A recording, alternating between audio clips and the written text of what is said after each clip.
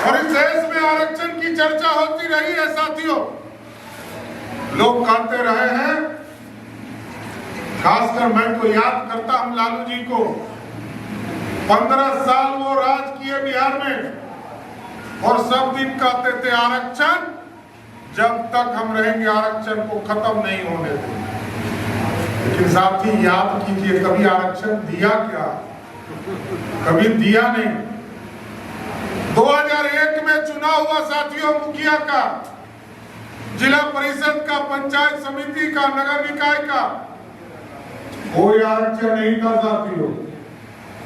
2006 में जब एनडीए की सरकार बनी तब हमारी बहनों को 50% का आरक्षण मिला, दलित समाज को आरक्षण मिला, अति पिछड़ा समाज को आरक्षण मिला। लेकिन लालू जी रोज चिकर चिकर कर कहेंगे कि जब तक हम हैं आरक्षण खत्म नहीं हो। अरे तो 15 साल आरक्षण दिए ही नहीं तो आप कराइएगा क्या? आप सोचिए साथियों, भाजपा के कार्यकर्ताओं से मैं कहूंगा, 1952 में जब पहली बार सरकार स्थापित हो रही थी और लोकसभा का चुनाव, विधानसभा का चुनाव हो रहा था, तब भी जो आरक्षण की व्यवस्था थी उसको भी दिलाने का काम डॉक्टर श्यामा प्रसाद मुखर्जी ने किया। पहला आरक्षण वहीं से शुरुआत हुआ। 3 भाग में बटे हिंदुस्तान को आजादी तो मिल गई, लेकिन हमारे 3 बंटवारे हुए। और उसके पहले भी नेपाल हमसे अलग हुआ, बर्मा हमसे अलग हुआ, अफगानिस्तान अलग हुआ, ईरान अलग हुआ, श्रीलंका को अलग किया गया। ये सारे चीजों की पूरी चर्चा हम लोग करें। क्या ये भारत एक नहीं हो सकता था? आजादी के नाम पर हमारे देश को बांटने का काम किया गया। और आज भी अभी अभय बर्मन जी बोल रहे थे कि ये घटना घटी और उस घटना में हमारी एक बहन को कष्ट हुआ साथी। आप सोचिए, ये पीड़ा देता है। और ये यदि विभाजन नहीं हुआ होता तो इस तरह की पीड़ा नहीं उत्पन्न होती। भारत का विभाजन पूरी तरह अभिशाप है इस भारत के लिए, इसको हम कभी भुला नहीं सकते।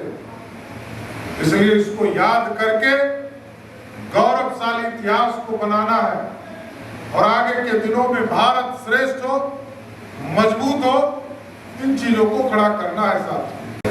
आज इस कार्यकर्ता सम्मेलन के माध्यम से 2-3 चीजों की जानकारी जरूर देना चाहता हूं। भारतीय जनता पार्टी का स्वरूप बड़ा स्पष्ट है। ये संगठन वाली पार्टी है और यहाँ पर जो काम करेगा वही आगे आएगा।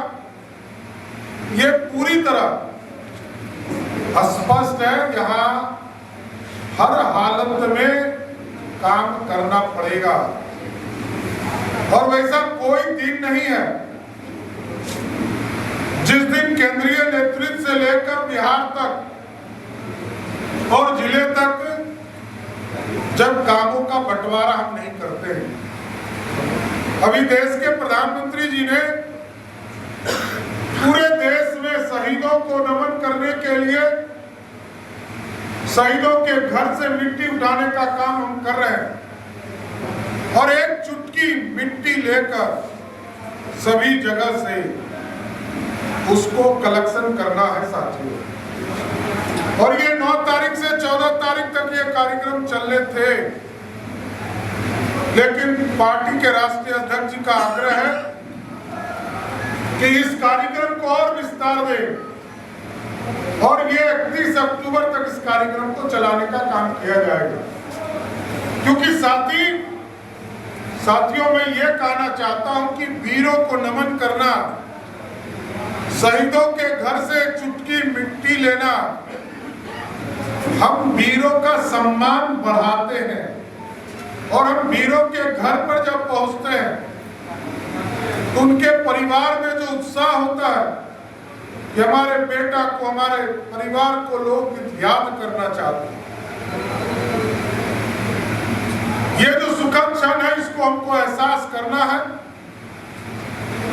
15 तारीख को तिरंगा झंडा पूरे बिहार के सभी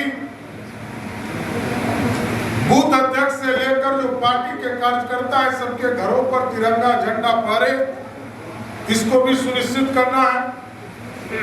साथ ही साथ 14 तारीख जो विभाजन हुआ उससे जो उत्पन्न हुई स्थिति, इसकी चर्चा भी करनी है साथियों। लेकिन आजकल क्या हो रहा है आप देखते होंगे, घमंडिया जो गठबंधन है इस देश में, उनको लगता है कि मेरे परदादा इस देश के प्रधानमंत्री थे, उनकी दादी प्रधानमंत्री थी, उनके पिताजी प्रधानमंत्री थे। इस देश में कोई दूसरा व्यक्ति गद्दी पर नहीं बैठ सकता है। अभी डॉक्टर एन.के. यादव जी बोल रहे थे पिछड़ों की बात। साथियों सोचिए कि आज भारतीय जनता पार्टी का नेतृत्व कौन है? इस देश में पिछड़े का बेटा जो चाय बेचने वाला परिवार से आते हैं वो देश का प्रधानमंत्री है। Do you want to be an anchor, reporter, producer, editor or graphics designer? So start your career on a strong note with the stalwarts of media.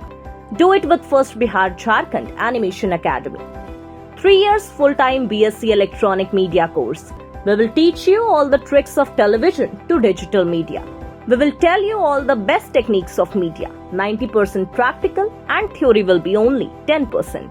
We will take 100% guarantee of your job. Join us today or contact us for more details. 930-47-55035 or 930-47-55037.